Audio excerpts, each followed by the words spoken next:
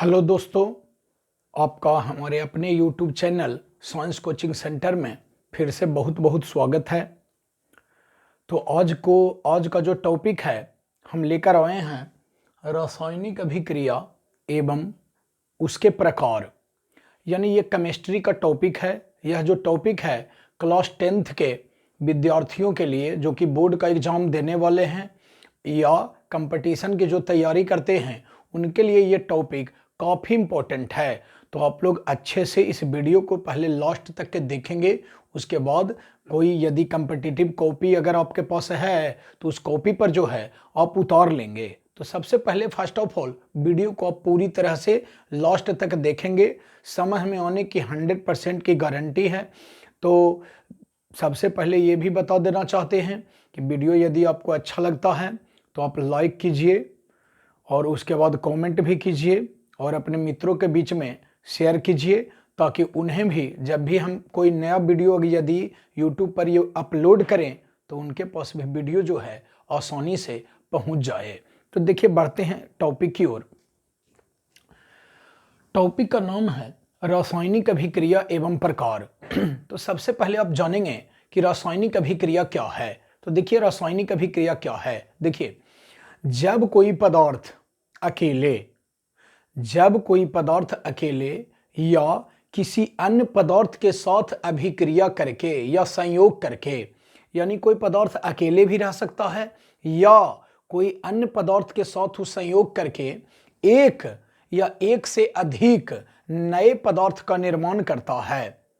फिर से सुन लीजिए, जब कोई पदार्थ अकेले या किसी अन्य पदार्थ के साथ संयोग करके एक या एक से अधिक नए पदार्थों का निर्माण करता है तब उसे रासायनिक अभिक्रिया कहते हैं। तो रासायनिक अभिक्रिया के एग्जाम्पल में आप कुछ भी लिख दीजिए बशर्ते कि LHS बराबर RHS होना चाहिए, तो सब रासायनिक अभिक्रिया के उदाहरण है। एग्जाम्पल में आप देखेंगे यदि हम लिखते हैं C+O2 तो यहाँ पर देखिए हो गया CO2। तो आप खुद भी देख सकते हो कि यहाँ पर कार्बन एक पदार्थ है और ऑक्सीजन एक पदार्थ है। ये दोनों आपस में अभिक्रिया करके एक नया पदार्थ यानी CO2 यानी कार्बन डाइऑक्साइड का निर्माण कर लिया। तो यह जो है रासायनिक अभिक्रिया का उदाहरण है। उसमें भी और भी देख सकते हैं उदाहरण। यदि बोलते हैं 2H2 + O2 तो इसमें भी दो पदार्थ हैं हाइड्रोजन और ऑक्सीजन। ये दोनों एक दूसरे से रिएक्ट करके H2O इट मीन्स जल का निर्माण करते हैं। उसके बाद देखिए कोई एक पदार्थ भी हो सकता है, जैसे यदि हम बोलेंगे CaCO3 कैल्शियम कार्बोनेट यानी संगमरमर का यह सूत्र होता है। और देखिए जब इसको हम हीट करते हैं, गर्म करते हैं तो ये टूट जाता है। देखिए CaO + CO2। तो देखिए कोई एक पदार्थ था कैल्शियम कार्बोनेट, ये एक पदार्थ है और टूट करके देखिए दो या दो से अधिक यानी कैल्शियम ऑक्साइड और CO2 का निर्माण किया, यानी दो नए पदार्थ का निर्माण किया। तब ये सभी के सभी किसके उदाहरण हैं? रासायनिक अभिक्रिया के उदाहरण हैं। तो हम समझते हैं कि रासायनिक अभिक्रिया क्या है, आप लोगों को कंप्लीट हो गया होगा। फिर भी एक बार बोल देते हैं। देखिए जब कोई पदार्थ अकेले, देखिए यहाँ पर अकेले है, जब कोई पदार्थ अकेले या किसी अन्य पदार्थ के साथ, देखिए इसमें अन्य पदार्थ के साथ अभिक्रिया करके एक या एक से अधिक, देखिए इस सब में एक पदार्थ बनाया नया और इसमें भी एक से अधिक बनाया। जब कोई पदार्थ अकेले या एक से अधिक पदार्थ के साथ अभिक्रिया करके एक या एक से अधिक नए यौगिकों का या नए पदार्थ का निर्माण करता है तब उसे रासायनिक अभिक्रिया कहते हैं। अब देखिए रासायनिक अभिक्रिया कई प्रकार के होते हैं। देखिए रासायनिक अभिक्रिया कई प्रकार के होते हैं। संयोजन अभिक्रिया, वियोजन अभिक्रिया, ऊष्माक्षेपी अभिक्रिया, ऊष्माशोषी अभिक्रिया, उसके बाद विस्थापन अभिक्रिया, द्विविस्थापन अभिक्रिया, उदासीनीकरण अभिक्रिया। तो देखिए 1 बाय 1 हम आप लोगों को एकदम विथ एग्जाम्पल कंप्लीट करा देंगे। पहले देख लें अच्छा से। देखिए रासायनिक अभिक्रिया कई प्रकार के होते हैं। पहला देखिए हम आप लोग को पढ़ा रहे हैं संयोजन अभिक्रिया। देखिए संयोजन अभिक्रिया, तो बाबू सबसे पहले आपको जानना है कि संयोजन के मतलब क्या होता है। तो देखिए सबसे पहले आपको याद रखना है कि जखनिए संयोजन के बाद अभिक्रिया लिखा हुआ है तो इसका मतलब सोच लेना है कि यह रासायनिक अभिक्रिया का एक प्रकार है। तो देखिए बोलेंगे परिभाषा में, सबसे पहले ये जानिए, टूटी हुई भाषा में समझिए कि संयोजन मीन्स होता है जुड़ना। संयोजन मीन्स याद रखना है जुड़ना। तो देखिए संयोजन अभिक्रिया किसको कहते हैं, तो वैसी रासायनिक अभिक्रिया, वैसी रासायनिक अभिक्रिया जिसमें दो या दो से अधिक पदार्थ जुड़कर एक नए पदार्थ का निर्माण करते हैं। याद रखेंगे कि वैसी रासायनिक अभिक्रिया जिसमें दो या दो से अधिक, क्योंकि जुड़ना है तो कम से कम दो गो रहेगा तब न जुड़ेगा, एगो में थोड़े जुड़ेगा।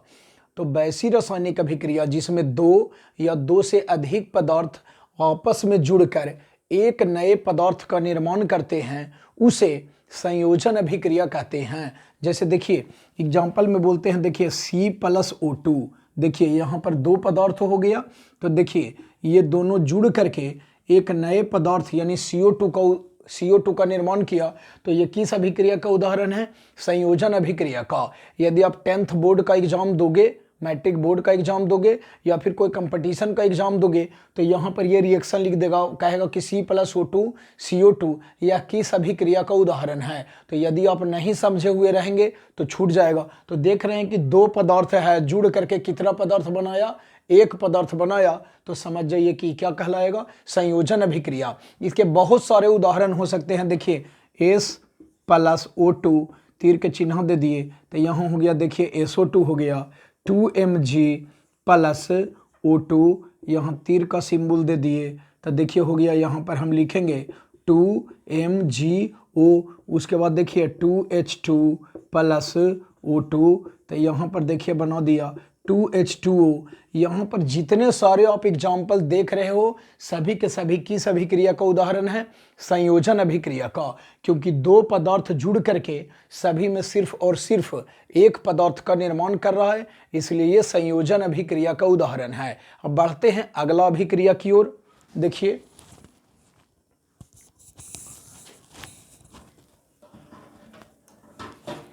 अगला अभिक्रिया की ओर बढ़ते हैं। संयोजन अभिक्रिया के बाद देखिए पढ़ना है वियोजन अभिक्रिया। वियोजन को अपघटन भी बोलते हैं। देखिए वियोजन या इसको बोलते हैं अपघटन अभिक्रिया, यानी वियोजन या अपघटन अभिक्रिया क्या है। तो सबसे पहले आप शॉर्टकट में ये समझ लो कि अभी हमने आप लोगों को बताया कि संयोजन में से जुड़ना, तो आप वियोजन में से याद रखिएगा हटना, टूटना। वियोजन में डिकम्पोजिट होना। तो देखिए वियोजन अभिक्रिया क्या है, तो वैसी रासायनिक अभिक्रिया जिसमें कोई एक पदार्थ टूटकर, क्योंकि वियोजन मैंने बताया या अपघटन मैंने बताया टूटना, तो देखिए वैसी रासायनिक अभिक्रिया जिसमें कोई एक पदार्थ टूटकर दो या दो से अधिक नए पदार्थ का निर्माण करता है उसे वियोजन अभिक्रिया कहते हैं। संयोजन या वियोजन में यही डिफरेंस है कि संयोजन में है कि दो या दो से अधिक पदार्थ जुड़ करके एक नया पदार्थ के निर्माण करेगा, और इसमें क्या है वियोजन में कि एक पदार्थ रहेगा और वो टूट करके दो या दो से अधिक नए पदार्थ का निर्माण करता है, उसे वियोजन या अपघटन अभिक्रिया कहते हैं। जैसे देखिए CaCO3 कैल्शियम कार्बोनेट हो गया, और इसको जब हम गर्म करते हैं HEAT हीट गर्म करते हैं तो ये देखिए टूट जाता है CaO जब लिखा गया तो क्या बच गया, CO2 बच गया। तो देखिए यह एक पदार्थ है और टूट करके दो पदार्थ का निर्माण किया, इसलिए यह वियोजन यानी अपघटन अभिक्रिया का उदाहरण है। उसी प्रकार से ZnCO3 कैलेमाइन का ही सूत्र है, जस्ता का अयस्क है ही। तो देखिए इसको भी अगर हिट करेंगे तो यही सेम फंक्शन होगा, यानी हो जाएगा ZnO+CO2, यही याद रखना है। तो आप लोगों ने वियोजन यानी अपघटन अभिक्रिया यानी एक अभिक्रिया आप याद करोगे तो अगला अभिक्रिया आपको स्वयं टंच हो जाएगा। अब बढ़ेंगे अगला अभिक्रिया की ओर कि अगला अभिक्रिया क्या है। तो देखिए अगला अभिक्रिया की ओर बढ़ते हैं हम लोग, ऊष्माक्षेपी अभिक्रिया। देखिए ऊष्माक्षेपी अभिक्रिया देखेंगे मित्रों, ऊष्माक्षेपी अभिक्रिया क्या है। तो देखिए वैसी रासायनिक अभिक्रिया जिसमें ऊष्मक्षेपी, पहले ये समझ लीजिए, ऊष्मक्षेपी के मतलब हो गया ऊष्मा का क्षेप होना, यानी ऊष्मा उत्पन्न होना, यानी वैसी रासायनिक अभिक्रिया जिसमें ऊष्मा उत्पन्न होती है उसे ऊष्मक्षेपी अभिक्रिया कहते हैं। वैसी रासायनिक अभिक्रिया जिसमें ऊष्मा उत्पन्न होती है उसे ऊष्मक्षेपी अभिक्रिया कहते हैं। जैसे यदि हम कोयला जलाते हैं, लकड़ी जलाते हैं, तो उसमें कार्बन होता है, और कार्बन जब भी जलेगा तो ऑक्सीजन की उपस्थिति में ही जलेगा, तो कार्बन ऑक्सीजन के साथ अभिक्रिया करके कार्बन डाइऑक्साइड बनाता है, और इसके बगल में अगर हम प्लस ऊष्मा लिख दिए तो इसका मतलब हो गया कि ऊष्मा उत्पन्न हो रहा है ना। जैसे लकड़ी को भी यदि हम चूल्हा में जलाते हैं तो उससे ऊष्मा उत्पन्न होता है, तब तो भोजन पकता है। तो और सबसे बड़का बात ये याद रखेंगे कि यदि प्लस ऊष्मा लिखा हुआ है तब ये ऊष्मक्षेपी अभिक्रिया का उदाहरण है। ऐसा नहीं सोचना है कि दो पदार्थ है तो एक नया पदार्थ का निर्माण किया तो इस संयोजन भी हो सकता है, नहीं। संयोजन के तुलना में ये ऊष्मक्षेपी अभिक्रिया कहना ज़्यादा अच्छा होगा, क्योंकि प्लस ऊष्मा यानी प्लस जो है ये इंडिकेट करता है, ये सूचित करता है कि इस अभिक्रिया के फलस्वरूप ऊष्मा उत्पन्न होती है। हो गया। अब तो फिर से बोल देते हैं एक बार, वैसी रासायनिक अभिक्रिया जिसमें ऊष्मा उत्पन्न होती है उसे ऊष्मक्षेपी अभिक्रिया कहते हैं। देखिए ये उदाहरण हो गया। और यदि कम्पिटिटिव एग्जाम दो, यदि आप 10th बोर्ड का एग्जाम दो तो उदाहरण कुछ भी दे, सिर्फ आपको प्लस ऊष्मा से पकड़ लेना है कि ऊष्मक्षेपी अभिक्रिया है। अब देखेंगे अगला पढ़ेंगे, एक याद करने के बाद दूसरा अपने याद हो जाता है। तो देखिए अगला है ऊष्मा शोषी अभिक्रिया। देखिए ऊष्मा शोषी अभिक्रिया, तो देखिए ऊष्मा शोषी अभिक्रिया क्या है। तो देखिए ऊष्मा शोषी का मतलब हो गया ऊष्मा का अवशोषण करना, यानी हीट के मात्रा में कमी आएगा। तो देखिए वैसी रासायनिक अभिक्रिया जिसमें ऊष्मा का अवशोषण होता है, उसमें बोलना है उत्पन्न होता है ऊष्मक्षेपी में, और ऊष्मा शोषी में बोलना है कि वैसी रासायनिक अभिक्रिया जिसमें ऊष्मा का अवशोषण होता है, ऑब्जर्वेशन होता है, तो उसको कहते हैं ऊष्मा शोषी अभिक्रिया। तो देखिए ऊष्मा शोषी अभिक्रिया का जो उदाहरण है वो देखिए, यदि हम बोलते हैं H2 हाइड्रोजन की आयोडीन के साथ अभिक्रिया कराते हैं तो इधर उधर है हाइड्रोजन आयोडाइड का निर्माण होता है, और इस अभिक्रिया में ऊष्मा का लॉस होता है, इसलिए यह ऊष्मा शोषी अभिक्रिया का उदाहरण है। आप पहले ही बता दिए कि ऊष्मक्षेपी का पहचान हो गया कि प्लस ऊष्मा माने ऊष्मा उत्पन्न होता है, और ऊष्मा शोषी का इंडिकेशन हो गया कि यहाँ पर माइनस लगा हुआ रहेगा। तो माइनस का मतलब हो गया कि ऊष्मा का क्या हुआ, लॉस हो गया, ऊष्मा की मात्रा में कमी आ गई। तो ये हो गया ऊष्मा शोषी अभिक्रिया का उदाहरण, और बता ही दिए, डिफिनीशन भी आप लोग को बता दिए। और अगला की ओर बढ़ेंगे हम लोग, 4 बता दिए अभिक्रिया। उसके बाद देखेंगे पचमा अभिक्रिया। देखिए पचमा जो अभिक्रिया है, पचमा अभिक्रिया चलते हैं विस्थापन अभिक्रिया। ये अभिक्रिया काफ़ी इम्पोर्टेंट है, काफ़ी एग्जाम में पूछा जाता है। देखिए विस्थापन अभिक्रिया, या इसको प्रतिस्थापन अभिक्रिया भी बोलते हैं, या एकल विस्थापन अभिक्रिया भी बोलते हैं। तो ये कहते किसको हैं, तो देखिए जब कोई तत्व, गौर से सुनेंगे, जब कोई तत्व किसी यौगिक के साथ अभिक्रिया करके, जब कोई तत्व किसी यौगिक के साथ अभिक्रिया करके उसके तत्व को हटाकर उसका स्थान स्वयं ग्रहण कर लेता है, उसका स्थान स्वयं ग्रहण कर लेता है, तब उसे विस्थापन अभिक्रिया कहते हैं। जैसे में देखिए यदि हम बोलते हैं लोहा यानी आयरन, तो ये एक तत्व है, क्योंकि आपको पता होना चाहिए कि तत्व केवल एक ही प्रकार के परमाणुओं से मिलकर बना होता है, तो ये तत्व हो गया। तो जब कोई तत्व किसी यौगिक के साथ अभिक्रिया करके, तो देखिए यहाँ पर लिख दिए कॉपर सल्फेट, ये हो गया यौगिक के साथ अभिक्रिया करके उसके तत्व को हटाकर, यानी इसमें तत्व CuSO4 में तत्व कौन है, तो Cu है, SO4 इसका मूलक है, यूनिट है, तो उसके तत्व को हटाकर उसका स्थान स्वयं ग्रहण कर लेगा। यानी ये अभिक्रिया देखिए हो जाएगा Fe, इसको मैं बोला SO4 ले लिया, और देखिए Cu को यानी इसका तत्व को अलगे कर दिया, तो यह विस्थापन अभिक्रिया का उदाहरण है। एक बार फिर से देख लेंगे, जब कोई तत्व किसी यौगिक के साथ अभिक्रिया करके उसके तत्व को हटाकर उसका स्थान स्वयं ले लिया, तो उसे क्या कहते हैं, विस्थापन अभिक्रिया कहते हैं। इसी प्रकार से और भी बहुत सारे उदाहरण होंगे तो आप अच्छे से समझ लेंगे। इसको हम आगे भी लिख सकते हैं, इसको हम पीछे भी लिख सकते हैं, उसके लिए कोई दिक्कत नहीं है। अब बढ़ेंगे अगला रिएक्शन के प्रकार की ओर। देखिए, विस्थापन यदि याद हो जाएगा तो आपको द्विविस्थापन भी याद हो जाएगा।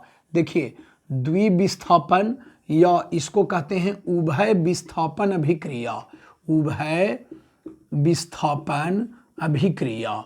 तो उभय विस्थापन अभिक्रिया किसको कहते हैं भाई? तो देखिए, गौर से समझिए। देखिए, सबसे पहले आपको याद रखना है द्वि मीन्स याद रखना है दो, है ना। तो द्वि मीन्स याद रखना है दो। तो आपको बोलना है कि जब दो यौगिक, देखिए विस्थापन द्विविस्थापन में यही अंतर है, यहीं पर स्टूडेंट को गलती होता है। विस्थापन में है कि कोई तत्व रहेगा यौगिक के साथ अभिक्रिया करेगा, और द्विविस्थापन में क्या है ना कि इसमें दो यौगिक रहेगा। तो वैसी रासायनिक अभिक्रिया जिसमें दो यौगिक अपने अपने मूलकों या आयनों की अदला बदली करके दो नए यौगिकों का निर्माण करते हैं। वैसी रासायनिक अभिक्रिया जिसमें दो यौगिक, अब देखिए आपको उदाहरण देते हैं, दो यौगिक का उदाहरण देते हैं। देखिए, Na2SO4 प्लस BaCl2। देखिए यहाँ पर दोस्तों ये दोनों यौगिक है, जबकि यहाँ पर ये तत्व था। तो जब दो यौगिक अपने अपने मूलकों की अदला बदली करके, मूलक या आयन, तो सोडियम सल्फेट में आयन कौन है या मूलक कौन है? तो SO4 सल्फेट का ये होता है। अब देखिए BaCl2 बेरियम क्लोराइड में यहाँ पर इसका आयन या मूलक कौन है? तो Cl2 है। तो अदला बदली करेगा, एक्सचेंजिंग करेगा, यानी Cl2 को इसको देगा और SO4 के ही खींचेगा। तो देखिए ये अभिक्रिया में हम कह सकते हैं, देखिए Ba यहाँ हो गया और इसका वाला मूलक को ही खींच लिया, यानी BaSO4। अब प्लस देखिए Cl हो गया दूगो और Na भी हो गया दूगो, तो हम इसको कह सकते हैं 2NaCl। तो देखिए दो यौगिक था और दोनों अपने अपने मूलकों या आयनों की अदला बदली करके देखिए दो नए यौगिक का निर्माण किया। यहाँ बन गया बेरियम सल्फेट और यहाँ हो गया सोडियम क्लोराइड यानी खाने वाला नमक। तो ये किस अभिक्रिया का उदाहरण है? द्विविस्थापन। द्विविस्थापन याद रखना है क्योंकि इसमें दो यौगिक का काम होता है और इसमें देखिए एगो तत्व रहता है और एगो यौगिक रहता है। अब समझते हैं कि आप लोग को किसी प्रकार का कोई दिक्कत नहीं होगा। बढ़ेंगे, अगला भी काफ़ी इंपॉर्टेंट है रिएक्शन। तो देखिए उदासीनीकरण अभिक्रिया। देखिए उदासीनीकरण क्यों इंपॉर्टेंट है? क्योंकि आगे बहुत बहुत जरूरी आता है कंपटीशन में भी। तो देखिए उदासीनीकरण अभिक्रिया क्या है, मैं भी एक दो एग्जाम दिया हूं, उसमें भी ये क्वेश्चन आ चुका है कि उदासीनीकरण अभिक्रिया क्या है। तो देखिए याद रखेंगे कि वैसी रासायनिक अभिक्रिया जिसमें अम्ल एवं क्षारक, है ना, अम्ल जानते हैं आप लोग एसिड जो स्वाद में खट्टा होता है, क्षारक जो स्वाद में कड़वा होता है। तो वैसी रासायनिक अभिक्रिया जिसमें अम्ल एवं क्षारक आपस में अभिक्रिया करके लवण और जल बनाते हैं, अम्ल एवं क्षारक आपस में अभिक्रिया करके लवण और जल बनाते हैं, उसे उदासीनीकरण अभिक्रिया कहते हैं। जैसे देखिए अम्ल, तो देखिए अम्ल एवं क्षारक, तो यहाँ पर हम बोल दिए HCl, ये हाइड्रोक्लोरिक अम्ल हो गया। देखिए यहाँ पर ये अम्ल हो गया। अब प्लस अम्ल एवं क्षारक, तो सोडियम हाइड्रोक्साइड जो बोल दिए, कॉस्टिक सोडा, ये क्या है? तो ये क्षारक हो गया। तो अम्ल एवं क्षारक क्या करते हैं कि ऐसे भी बोल सकते हैं कि अपने अपने मूलकों की अदला बदली करके। तो देखिए इसका मूलक हो गया OH, इसका मूलक हो गया Cl, तो अपने अपने मूलकों की अदला बदली करके लवण और जल बनाते हैं। तो देखिए लवण, तो Na इसमें हो गया, Cl इसको मतलब में खींच लेगा, तो हो गया NaCl। लवण हो गया, खाने वाला नमक का सूत्र हो गया, और जल बनाते हैं तो एगो H इसमें एगो H इसमें, तो यानी हो गया H2। यहाँ पर देखिए O बन गया, तो H2O हो गया जल का सूत्र। फिर से बोल देते हैं इसका रिएक्शन। देखिए वैसी रासायनिक अभिक्रिया जिसमें अम्ल एवं क्षारक, देखिए अम्ल एवं क्षारक अपने अपने मूलकों की अदला बदली करके लवण और जल बनाते हैं, उसे उदासीनीकरण अभिक्रिया कहते हैं। अब आगे कंपटीशन में ये आ जाता है कि अम्ल एवं क्षारक आपस में अभिक्रिया करके क्या बनाते हैं, अम्ल एवं क्षारक आपस में अभिक्रिया करके क्या बनाते हैं। तो आपको यह रिएक्शन और प्लस डिफिनीशन याद रहेगा, तब तो आप बता सकते हो कि लवण और जल बनाते हैं। यही राइट आंसर होगा। तो आप लोगों को हमने इस टॉपिक में, आज के इस टॉपिक में रासायनिक अभिक्रिया और उसके प्रकार के बारे में बताए हैं। तो आगे भी आप लोग कंप्लीट करके रहें और हमारे वीडियो को आप लोग डेली देखें, है ना, और अपने मित्रों के बीच में शेयर करें, उन्हें सब्सक्राइब करने के लिए बोलें, ताकि जब भी हम वीडियो बनाएं नया तो उनके पास भी नोटिफिकेशन के थ्रू पहुंच जाए। आप लोग अच्छे से वीडियो को ध्यानपूर्वक देखें। इसके लिए आपका बहुत बहुत धन्यवाद। आपका भविष्य उज्जवल हो। बस।